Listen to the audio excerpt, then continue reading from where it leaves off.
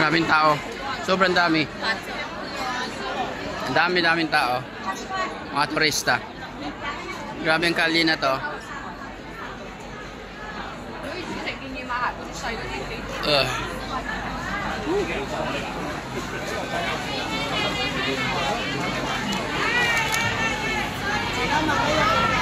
Yan.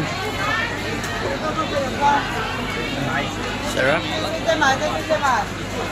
Libre.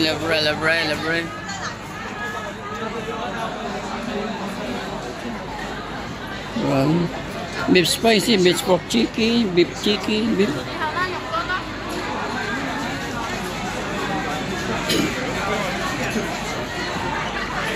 Grabe. Ang kalye na to. Grabe ka daming tao.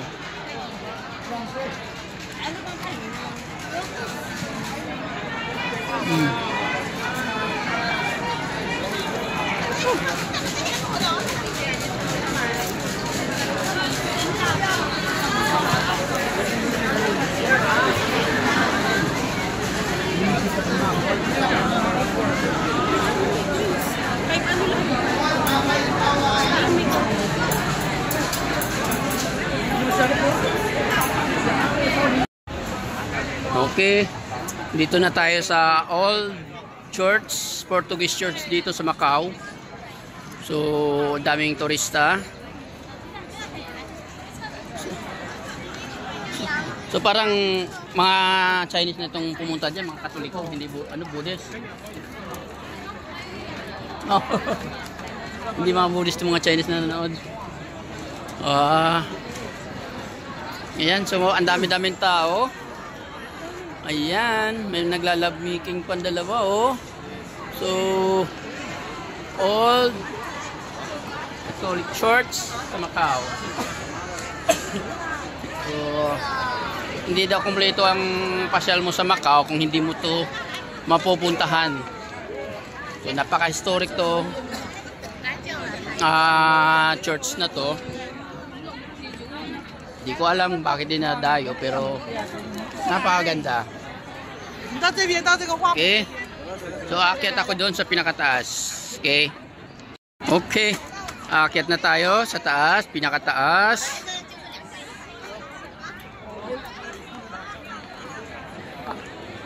Parang nasa Vatican din or kaya sa Rome, oh.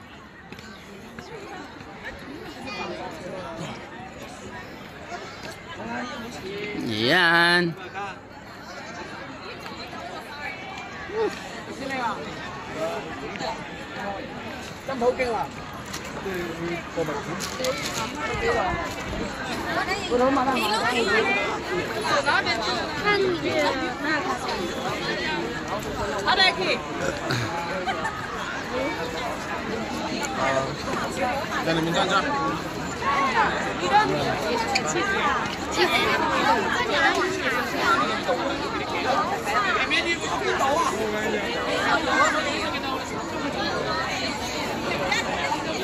Okay, papasok na tayo sa gate.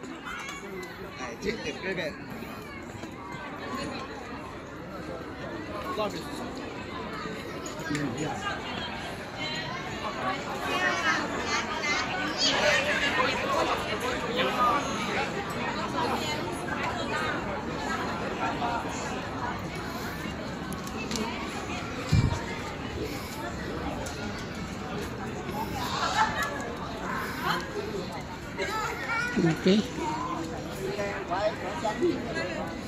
Ganda ng lugar.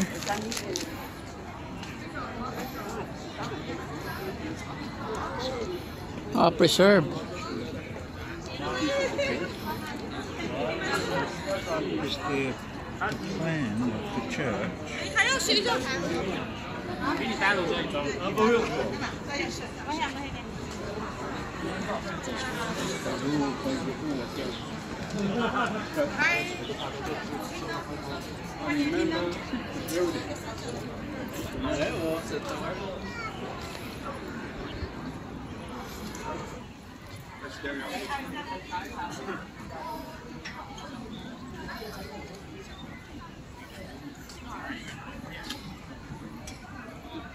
In the old days, Okay, papasok tayo dito sa loob.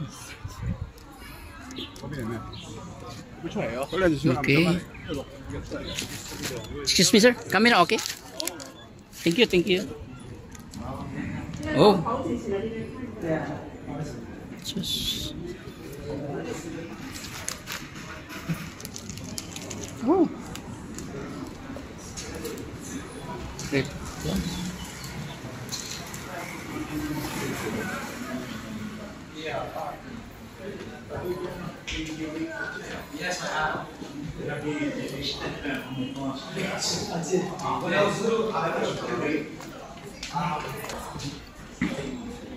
Yeah, no, it's pretty cool. Big one. Okay, papasok ako dito sa loob ng putol. Napakalamig.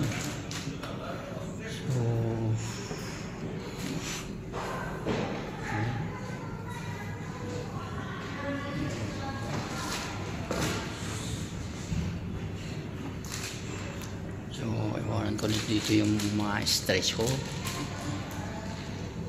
Yan. Kasi may naman nakakukay tayo dito mga buto. May nakakukay pala sila dito ng buto ng tao.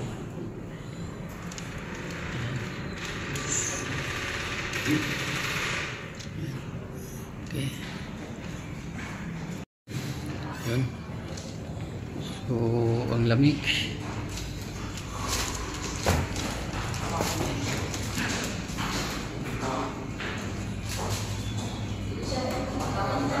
This forest bears Catholic artwork dating from the 16th to the 20th century, including some items connected to the history of St. Paul ruins.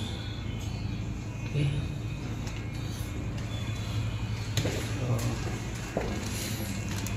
So, balik tayo natin camera. No, ano ni St. Paul.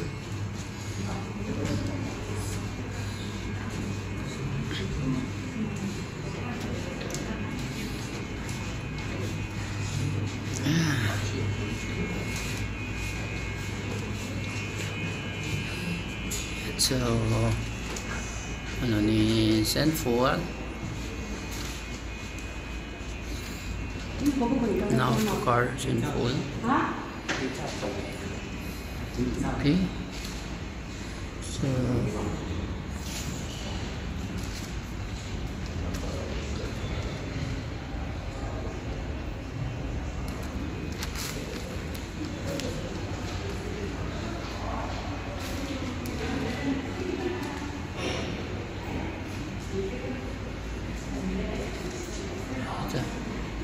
okay. So, nalabas na tayo.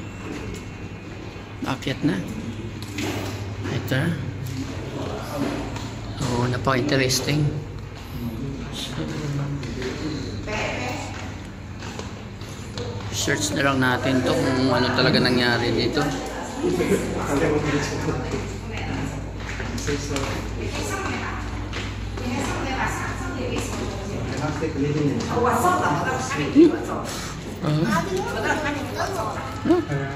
Oh.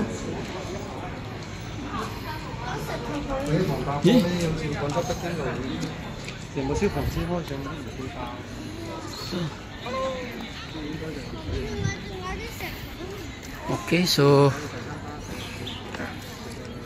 pasok na tayo ng Old Church ni St. Paul.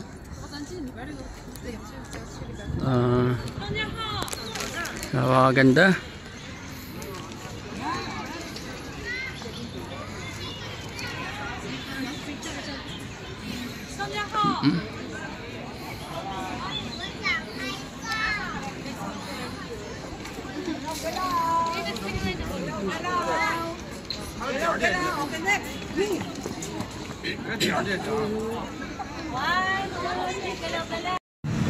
Okay.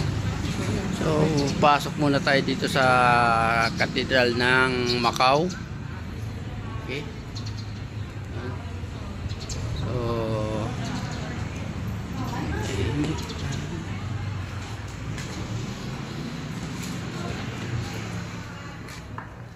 dito lang tayo sa gilid.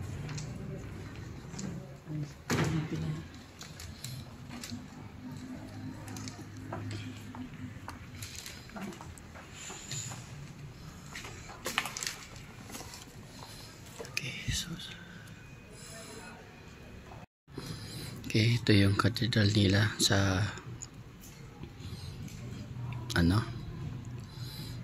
sa Macau. So, dahil mahal na araw ngayon, so papansin nyo tinakpan ng violet yung si Jesus. So napakasolim dito sa area na to, kahit lugar to ng mga Chinese, marami din pala dito mga Katoliko. Ang ganda-ganda. Yan. So ayan. So ang mga salita nila dito may nakatranslate sa Portuguese. Okay. Ayan.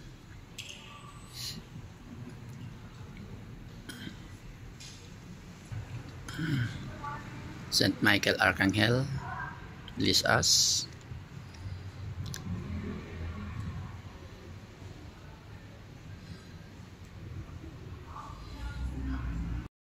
Okay. So sa likod ko is Cathedral ng Macau. At ang palibot niya is napakaganda. 360 tayo ha, 360. Ayan. So, ang ganda-ganda dito.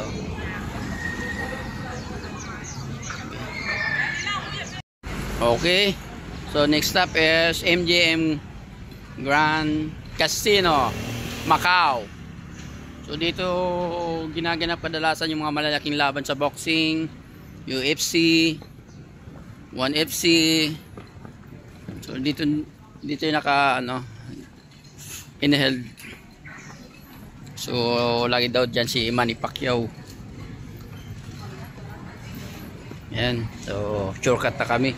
So ang galing ng aming tourist guide, mga Pinoy din sila, kaya ang bilis lang namin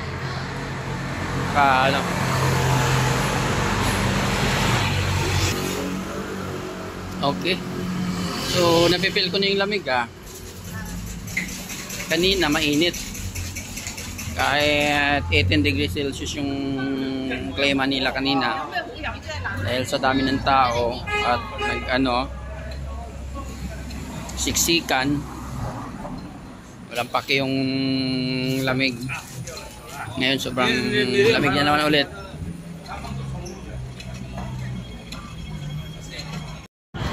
Okay.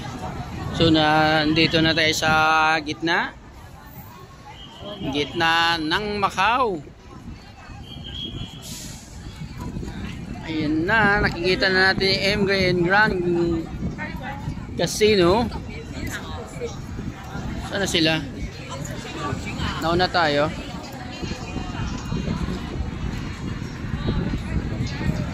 Haba ng pila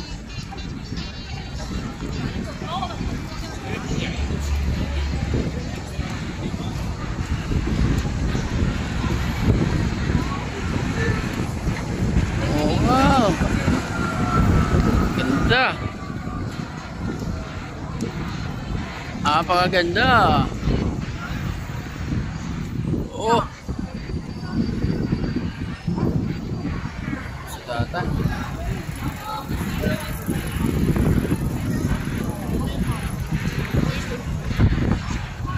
So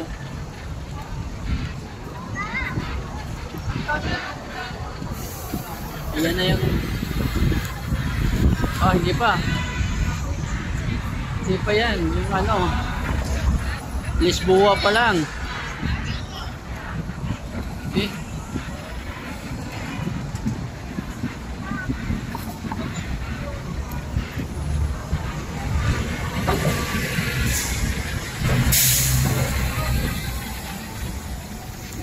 Ganda dito.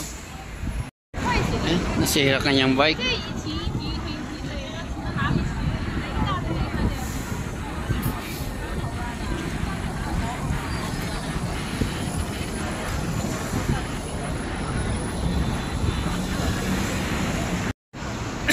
Okay. Sa likod ko Ang MGM. So, dyan kami pupunta ngayon. When Casino Hotel. So, daming magagandang tanawin, daming kasugalan, pero wala tayong pera, kaya wala tayong magagawa. Hanggang tingin lang tayo, hanggang pasyal-pasyal.